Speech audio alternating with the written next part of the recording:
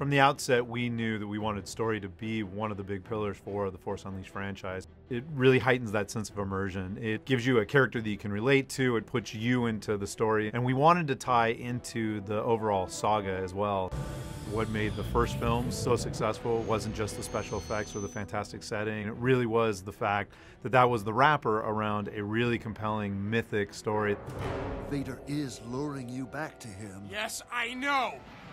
When The Force Unleashed released, we were very excited that the story got accolades and awards, and we really took that seriously and evolved the story for The Force Unleashed 2. The fact that George allowed us to fill the gap between Episode 3 and 4 gave us not only a challenge, but also a responsibility to the fans. So the story that fits between Episode 3 and 4 has to make sense. It is a time period that hasn't been very well defined in the past. Darth Vader is hunting down the last of the Jedi, the Rebel Alliance is really fledgling, and the Empire is really locking down control of the whole galaxy. Force Unleashed 1 ended where Secret Apprentice saved the rebellion by sacrificing himself, and we thought that was a great place to take off. The big question now has become, how did that happen? The story for The Force Unleashed 2 really evolved. It became a lot darker, a lot grittier, and most importantly to me, a lot more personal. And we decided to allow the apprentice to grow up and to become much more self-aware. And he went from being Secret Apprentice to somebody that we actually call a name, Starkiller. He's actually a person. And he introspectively is trying to figure out why he keeps doing what he's told, and actually decides that maybe he shouldn't be doing what he's told. He should actually go out there and pursue his own identity and figure out who he is.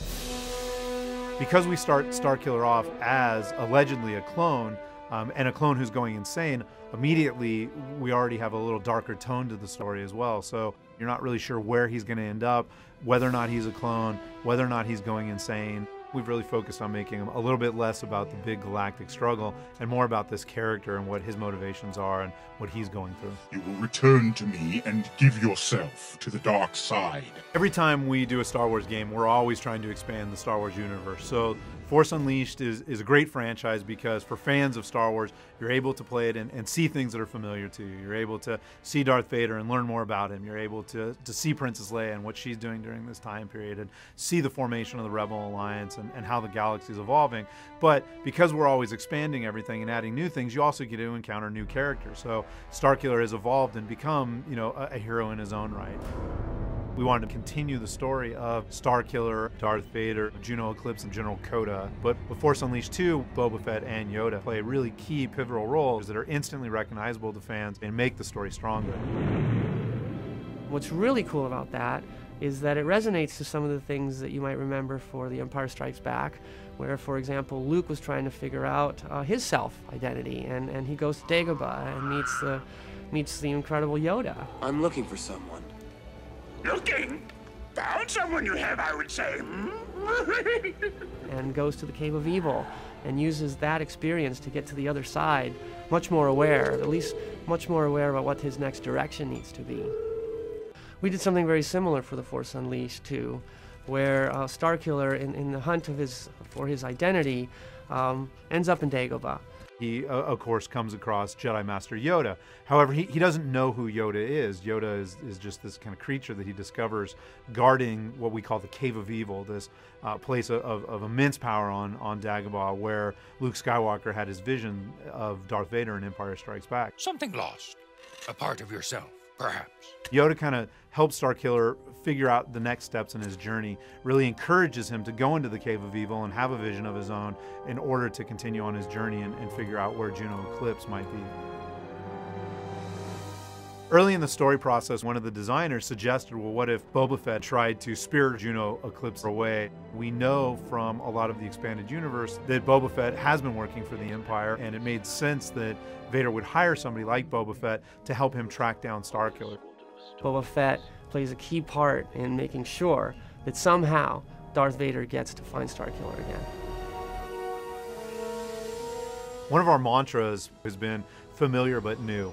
We really want to put elements into the game that feel familiar, but put a new spin on them or introduce things in a new way. I think that as a very young medium, we really haven't scratched the surface in terms of the types of stories we can tell and how different those stories can be from things like film or novels, and that's really exciting too. So I'm really glad that we're constantly focused on telling new stories and finding new ways to tell those stories too.